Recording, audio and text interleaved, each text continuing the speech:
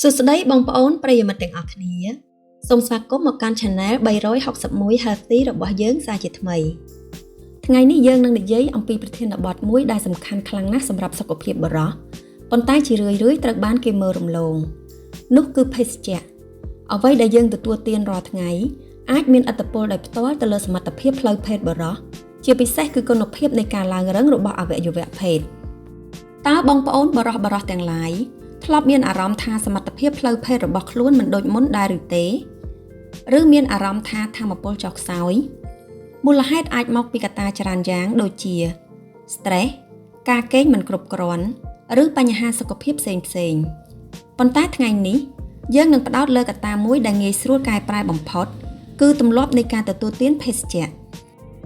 នៅក្នុងវីដេអូនេះខ្ញុំនឹងបង្ហាញជូនបងប្អូននៅភេសជ្ជៈដ៏អាក្រក់បំផុតចំនួន7ប្រភេទដែលកំពុងបំផ្លាញសុខភាពផ្លូវភេទរបស់បុរសជាបន្តបន្ទាប់ចំណេះដឹងនេះមិនត្រឹមតែជួយឲ្យអ្នកយល់ដឹងប៉ុណ្ណោះទេប៉ុន្តែថែមទាំងផ្ដល់ដំណោះស្រាយជាក់ស្ដែងទៀតផងតោះកុំឲ្យខាតពេលយូរយើងចាប់ផ្ដើមទាំងអស់គ្នាមុននឹងយើងចូលទៅដល់បញ្ជីភេសជ្ជៈទាំង7នោះយើងត្រូវយល់អំពីយន្តការជាមូលដ្ឋានសិនការឡើងរឹងរបស់អវយវៈភេទគឺអាស្រ័យទាំងស្រុងទៅលើលំហូរឈាមនៅពេលដែលមានសម្រើផ្លូវភេទខួរក្បាលនឹងបញ្ជូនសញ្ញាទៅកាន់សរសៃឈាមនៅតំបន់អវយវៈភេទឲ្យរីកធំដើម្បីឲ្យឈាមហូរចូលទៅបំពេញជាលិកាអេប៉ុងកាលណាឈាមហូរចូលបានល្អនិងគ្រប់គ្រាន់វាឡើងរឹងក៏មានគុណភាពល្អដែរដូច្នេះអ្វីក៏ដោយដែលរំខានដល់លំហូរឈាមមិនថាតាមរយៈការធ្វើឲ្យខូចសរសៃឈាមបង្កបញ្ហាបេះដូងឬធ្វើឲ្យអតុល្យភាពអរម៉ូនសុទ្ធតែអាចប៉ះពាល់ដល់ការឡើងរឹងរបស់អវយវៈភេទឥឡូវនេះយើងមកមើលភេសជ្ជៈទី1ដែលជាសត្រូវលាក់មុខរបស់យើងទី1គ្រឿងស្រវឹងខ្ញុំដឹងថាបងប្អូនជាច្រើនប្រហែលជាគិតថាការទទួលទានគ្រឿងស្រវឹងបន្តិចបន្តួចអាចជួយឲ្យមានអារម្មណ៍ធូរស្រាលនិងក្លាហានវាអាចពិតក្នុងរយៈពេលខ្លីប៉ុន្តែបើយើងនិយាយអំពីរឿងសមត្ថភាពផ្លូវភេទវិញគ្រឿងស្រវឹងគឺជាមិត្តคล้ายៗទី1គ្រឿងស្រវឹងគឺជាសារធាតុគៀបសង្កត់ប្រព័ន្ធប្រសាទកណ្ដាល Central Nervous System Depression វាធ្វើឲ្យការឆ្លើយតបរវាងរាងកាយនិងខួរក្បាលមានសភាពយឺតយ៉ាវនេះមានន័យថាសញ្ញាដែលខួរក្បាលត្រូវបញ្ជូនទៅកាន់អវយវៈភេទឲ្យឡើងរឹងក៏ត្រូវយឺតយ៉ាវឬខ្សោយទៅតាមនោះផងដែរទី2វាបណ្ដាលឲ្យរាងកាយខ្សោះជាតិទឹក Dehydration នៅពេលរាងកាយខ្វះជាតិទឹកបរិមាណឈាមក៏ថយចុះដែលធ្វើឲ្យលំហូរឈាមទៅកាន់អវយវៈភេទមិនមានភាពរលូនទី3និងសំខាន់បំផុតសម្រាប់អ្នកទទួលទានរ៉ាំរ៉ៃការទទួលទានគ្រឿងស្រវឹងច្រើននិងក្នុងរយៈពេលយូរអាចបំផ្លាញថ្លើមនិងប៉ះពាល់ដល់ការផលិតអរម៉ូនតេស្តូស្តេរ៉ូនដែលជាអរម៉ូនភេទដ៏សំខាន់បំផុតសម្រាប់បុរសកម្រិតអរម៉ូនតេស្តូស្តេរ៉ូនទាបស្មើនឹងចំណង់ផ្លូវភេទទាបនិងបញ្ហាឡើងរឹងទី2ភេសជ្ជៈដែលមានជាតិស្ករខ្ពស់នេះគឺជាពិរុទ្ធជនដ៏ធំបំផុតមួយនៅក្នុងពិភពសម័យទំនើបយើងកំពុងនិយាយអំពីទឹកក្រូចសូដាតែបៃតងដបដែលមានជាតិស្ករខ្ពស់និងភេសជ្ជៈកីឡាផ្អែមហេតុអ្វីបានជាវាអាក្រក់ម្ល៉េះជាតិស្កររាវត្រូវបានរាងកាយបឺតស្រូបយកយ៉ាងលឿនហើយធ្វើឲ្យកម្រិតជាតិស្ករក្នុងឈាមឡើងខ្ពស់ភ្លាមយូរទៅទម្លាប់នេះអាចនាំទៅរកការឡើងទម្ងន់និងជំងឺធាត់ខ្លាញ់ក្បាលពោះច្រើនត្រូវបានផ្សារភ្ជាប់ជាមួយនឹងកម្រិតតេស្តូស្តេរ៉ូនទាបនិងបង្កើនអរម៉ូនអេស្ត្រូហ្សែននៅក្នុងខ្លួនបុរសការរលាករ៉ាំរ៉ៃជាតិស្ករខ្ពស់បង្កឲ្យមានការរលាកនៅទូទាំងរាងកាយរួមទាំងស្រទាប់ខាងក្នុងនៃសរសៃឈាមការខូចខាតសរសៃឈាម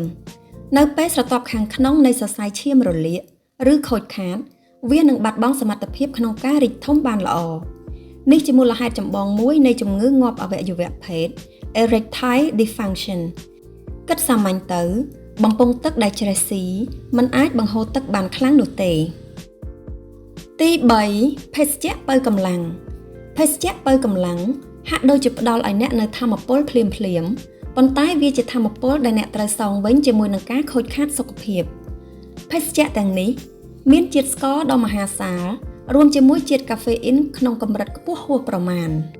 យើងបាននិយាយរួចហើយអំពីផលប៉ះពាល់នៃជាតិស្ករឥឡូវយើងបន្ថែមជាតិកាហ្វេអ៊ីនច្រើនលើសកម្រិតចូលទៀត ខណៈពេលដែលកាហ្វេអ៊ីនក្នុងកម្រិតមធ្យមអាចល្អសម្រាប់លំហូរឈាមប៉ុន្តែការទទួលទានច្រើនពេកក្នុងពេលតែមួយដូចក្នុងភេសជ្ជៈបើកម្លាំងអាចបណ្ដាលឲ្យសរសៃឈាមរួមតូចវាមានឥទ្ធិពលផ្ទុយពីអ្វីដែលយើងចង់បានជំនួសឲ្យការជួយឲ្យសរសៃឈាមរីកធំជាតិកាហ្វេអ៊ីនច្រើនពេកធ្វើឲ្យវារួមតូចទៅវិញបង្កើនសម្ពាធឈាមនិងចង្វាក់បេះដូងវាធ្វើឲ្យបេះដូងធ្វើការលើសកម្រិតនិងអាចបង្កឲ្យមានបញ្ហាថប់បារម្ភដែលជាឃាតករសម្រាប់អារម្មណ៍ផ្លូវភេទទី4សូដាគ្មានជាតិស្ករអ្នកខ្លះអាចនឹងគិតថាបើភេសជ្ជៈមានជាតិស្ករមិនល្អដូច្នេះខ្ញុំបដូរទៅទទួលទានភេសជ្ជៈគ្មានជាតិស្ករនិងគ្មានកាឡូរីគំនិតនេះហាក់ដូចជាសមហេតុផលប៉ុន្តែតាមការស្រាវជ្រាវថ្មីៗបានបង្ហាញអំពីបញ្ហាផ្សេងទៀតបញ្ហាចម្បងគឺស្ថិតនៅលើសារធាតុផ្អែមសិប្បនិម្មិតដូចជា aspartame និង sucralose ជាដើមការសិក្សាមួយចំនួនបានបង្ហាញថាសារធាតុទាំងនេះអាចរំខានដល់បាក់តេរីល្អៗក្នុងពោះវៀនសុខភាពពោះវៀនមានទំនាក់ទំនងយ៉ាងជិតស្និទ្ធជាមួយសុខភាពទូទៅរួមទាំងសុខភាពសរសៃឈាមនិងការគ្រប់គ្រងការរលាកអាចនៅតែបង្កឲ្យមានការឃ្លានជាតិផ្អែមវាបញ្ឆោតខួរក្បាលឲ្យចង់បានរសជាតិផ្អែមដែលអាចនាំឲ្យអ្នកបរិភោគអាហារផ្អែមផ្សេងទៀតច្រើនជាងមុនទំនាក់ទំនងទៅនឹងបញ្ហា Metabolis ការសិក្សារយៈពេលវែងមួយចំនួនបានរកឃើញទំនាក់ទំនងរវាងការទទួលទានសូដាជាប្រចាំជាមួយហានិភ័យនៃជំងឺធាត់និងបញ្ហា Metabolis ដែលសុទ្ធតែជាកត្តាហានិភ័យនៃជំងឺងាប់អវយវៈភេទទោះបីជាយន្តការមិនច្បាស់ 100% ក៏ដោយក៏ការកាត់បន្ថយវាជាជម្រើសដ៏ឆ្លាតវៃទី5ទឹកផ្លែឈើកែច្នៃនេះគឺជាចំណុចដែលមនុស្សជាច្រើនយល់ច្រឡំផ្លែឈើពិតៗគឺល្អសម្រាប់សុខភាពព្រោះវាមានវីតាមីនសារធាតុប្រឆាំងអុកស៊ីតកម្មនិងជាតិសរសៃ fiber ប៉ុន្តែនៅពេលដែលគេយកផ្លែឈើទៅកែច្នៃធ្វើជាទឹកផ្លែឈើដែលដាក់ក្នុងប្រអប់ឬដបជាពិសេសប្រភេទដែលមានសរសេរថា from concentrate ឬ added sugar នោះរឿងរ៉ាវគឺខុសគ្នាទាំងស្រុងជាតិសរសៃ fiber ត្រូវបានបាត់បង់ជាតិសរសៃជួយពន្លឿនការបឺតស្រូបជាតិស្ករពេលគ្មានជាតិសរសៃទឹកផ្លែឈើទាំងនេះប្រៀបដូចជាទឹកស្ករអញ្ចឹងដែរវាធ្វើឲ្យជាតិស្ករក្នុងឈាមឡើងខ្ពស់យ៉ាងលឿនដូចទៅនឹងទឹកសូដាដែរមានបន្ថែមជាតិស្ករក្រុមហ៊ុនផលិតជាច្រើនតែងតែបន្ថែមស្ករបន្ថែមទៀតដើម្បីឲ្យរសជាតិកាន់តែឆ្ងាញ់ដូច្នេះសូមកុំចាញ់បោកពាក្យថា 100% ទឹកផ្លែឈើនៅលើសម្បកប្រអប់បើចង់បានគុណប្រយោជន៍ពីផ្លែឈើសូមទទួលទានផ្លែឈើទាំងមូលតែម្ដងទី6កាហ្វេច្រើនលើសកម្រិតកាហ្វេមិនមែនជាសត្រូវទាំងស្រុងនោះទេការពិតទៅការទទួលទានកាហ្វេក្នុងកម្រិតមធ្យម1ទៅ3កែវក្នុងមួយថ្ងៃត្រូវបានបង្ហាញថាអាចជួយការពារប្រឆាំងនឹងជំងឺងាប់អវយវៈភេទបានខ្លះព្រោះវាជួយឲ្យសរសៃឈាមសម្រាកនិងបង្កើនលំហូរឈាមបញ្ហាគឺកើតឡើងនៅពេលអ្នកទទួលទានច្រើនលើសកម្រិតដោយដែលបានរៀបរាប់នៅចំណុចភេសជ្ជៈបើកម្លាំងដែរជាតិកាហ្វេអ៊ីនច្រើនពេកអាចនាំឲ្យសរសៃឈាមរួមតូចបង្កើនសម្ពាធឈាមនិងធ្វើឲ្យអ្នកមានអារម្មណ៍ភ័យឬថប់បារម្ភដែលទាំងនេះគឺជារនាំងរារាំងដល់ការឡើងរឹងដ៏ល្អដូច្នេះគន្លឹះគឺតុល្យភាពសូមរីករាយជាមួយកាហ្វេពេលព្រឹករបស់អ្នកប៉ុន្តែកុំទទួលទានវាដូចទទួលទានទឹកធម្មតាទី7ទឹកតូនិកនេះអាចជាភេសជ្ជៈដែលធ្វើឲ្យបងប្អូនមានការភ្ញាក់ផ្អើលជាងគេទឹកតូនិកដែលគេនិយមលាយជាមួយស្រាមានផ្ទុកសារធាតុម្យ៉ាងដែលផ្ដល់រសជាតិល្វីងហៅថា quinine ជាប្រវត្តិសាស្ត្រ quinine ត្រូវបានគេប្រើដើម្បីព្យាបាលជំងឺគ្រុនចាញ់ប៉ុន្តែការសិក្សាមួយចំនួនបានបង្ហាញថាការទទួលទាន quinine ក្នុងកម្រិតខ្ពស់និងជាប់លាប់អាចមានផលប៉ះពាល់អវិជ្ជមានមួយចំនួនរួមមានអាចកាត់បន្ថយការផលិតអរម៉ូនតេស្តូស្តេរ៉ូនដែលត្រូវបានគេរាយការណ៍ថាអាចបង្កផលវិបាកដល់អវយវៈភេទក្នុងករណីខ្លះពិតណាស់បរិមាណ quinine នៅក្នុងទឹកតូនីនគឺមានកម្រិតទាបការទទួលទានមួយកែវម្ដងម្កាលប្រហែលជាមិនបង្កបញ្ហាអ្វីធ្ងន់ធ្ងរទេប៉ុន្តែប្រសិនបើអ្នកជាមនុស្សដែលចូលចិត្តទទួលទានវាជាប្រចាំច្រើនកែវក្នុងមួយថ្ងៃវាអាចជាកត្តារួមផ្សំមួយដែលអ្នកគួរពិចារណាចុះអ្នកគួរទទួលទានភេសជ្ជៈអ្វីវិញបន្ទាប់ពីបានស្ដាប់បញ្ជីភេសជ្ជៈដែលគួរជៀសវាងខាងលើរួចមក បងប្អូនប្រហែលជាឆ្ងល់ថាតើមានអ្វីនៅសេសសល់ឲ្យខ្ញុំទទួលទានទៀតកុំបារម្ភចម្រោះនៅមានច្រើនណាស់ទី1ទឹកធម្មតានេះគឺជាស្ដេចនៃភេសជ្ជៈទាំងអស់ជួយឲ្យរាងកាយមានជាតិទឹកគ្រប់គ្រាន់លំហូរឈាមល្អនិងដំណើរការមុខងារបានយ៉ាងប្រសើរទី2តែបៃតងសម្បូរទៅដោយសារធាតុប្រឆាំងអុកស៊ីតកម្មយ៉ាងហៅថា catechin ដែលជួយការពារសរសៃឈាមពីការខូចខាតនិងជំរុញលំហូរឈាមទី3ទឹកមើមឆៃថាវក្រហមជាប្រភពដ៏អស្ចារ្យនៃសារធាតុនីត្រាតដែលរាងកាយបំលែងទៅជានីត្រិកអុកស៊ីត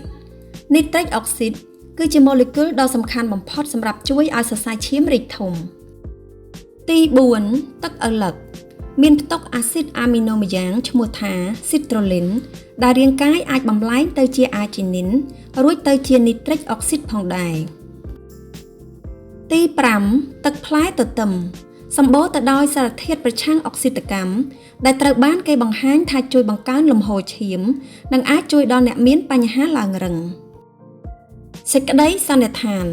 ជាសរុបមកអ្វីដែលយើងបញ្ចូលទៅក្នុងរាងកាយមានឥទ្ធិពលខ្លាំងក្លាទៅលើសុខភាពរបស់យើងគ្រប់ផ្នែករួមទាំងសុខភាពផ្លូវភេទផងដែរ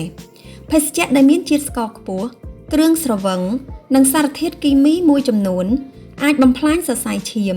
រំខានដល់អរម៉ូននិងធ្វើឲ្យលំហូរឈាមធ្លាក់ចុះដែលជាឫសគល់នៃបញ្ហាឡើងរឹងដំណឹងល្អនោះគឺបងប្អូនអាចធ្វើការផ្លាស់ប្ដូរបានការចាប់ផ្ដើមកាត់បន្ថយភេសជ្ជៈអាក្រក់ៗទាំង7ប្រភេទនេះហើយជំនួសមកវិញដោយជំរើសមានសុខភាពល្អ